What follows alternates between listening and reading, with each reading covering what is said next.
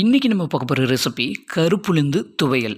அதாவது இந்த கருப்புளுந்து வந்து பெண் குழந்தைங்களுக்கு மாதவிடாய் சமயங்களில் ஏற்படக்கூடிய இடுப்பு வலி, வயிற்று வலி, உடல் சோர்வு, அளவுக்கு அதிகமான ரத்தப்போக்கு, இது எல்லாத்தையும் வந்து சரி செய்யக்கூடியது. இந்த உளுந்தை வச்சு ஒரு சூப்பரான துவையல் செய்யலாமா? இப்போ ஒரு பேனில் கொஞ்சமாக தேங்காய் எண்ணெய் எடுத்துக்கிறேன். இதில் வந்து ஒரு அரை கப் அளவுக்கு கருப்பு உளுந்து, நான் முழு உளுந்து தான் எடுத்திருக்கேன். இந்த கருப்பு உளுந்தை ஆட் பண்ணிவிட்டு நல்லா உளுந்து வந்து வாசனை வர வரையும் நல்லா வறுத்துருங்க. அதுக்கப்புறமா இது கூட ஒரு 1/4 கப் அளவுக்கு தேங்காய், ஒரு 8 சின்ன வெங்காயம், கொஞ்சமாக கருவேப்பிலையும் இதோட சேர்த்துட்டு ஒரு 4 பல்லு பூண்டு இதோட ஆட் பண்ணிக்கலாம். ஆட் பண்ணிவிட்டு இது கூட காரத்துக்கு ஏற்ற மாதிரி ஒரு 6 வரமிளகாய் இதோட ஆட் பண்ணிக்கிறேன். உங்கள் காரத்துக்கு ஏற்ற மாதிரி நீங்கள் கூட்டி குறைச்சி சேர்த்துக்கோங்க.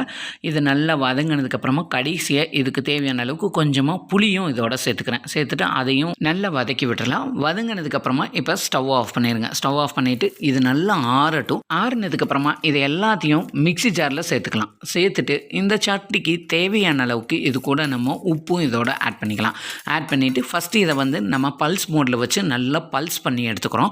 பல்ஸ் பண்ணி எடுத்துட்டு அதுக்கப்புறமா நம்ம இதுக்கு தேவையான அளவுக்கு தண்ணி ஊற்றி, ரொம்ப தண்ணி ஊற்றிடாதீங்க, திக்காக ஒரு துவையல் பதத்தில் இருக்கணும். அதுக்கேற்ற மாதிரி தண்ணி ஆட் பண்ணிவிட்டு நம்ம இதை நல்லா வந்து ஒரு 80% அரைச்சா போதும். ரொம்ப வலுவலுன்னு இருந்தால் நல்லா இருக்காது, குறப்பாக இருக்கணும்.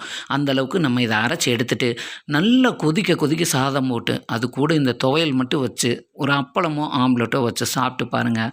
அப்பளம் ஆம்லெட் கூட தேவையே இல்லை. அந்த அளவுக்கு இந்த துவையல் மட்டும் சூப்பராக இருக்கும். ரொம்ப உடம்புக்கும் நல்லதும் கூட. சாதத்துக்கு மட்டும் இல்லை, இந்த துவையல் வந்து இட்லி, தோசை எல்லாத்துக்கும் ஒரு சூப்பர் காம்பினேஷன். கண்டிப்பாக ட்ரை பண்ணி பாருங்கள். வீடியோ பிடிச்சிருந்தால் லைக் பண்ணி சப்ஸ்கிரைப் பண்ணிடுங்க.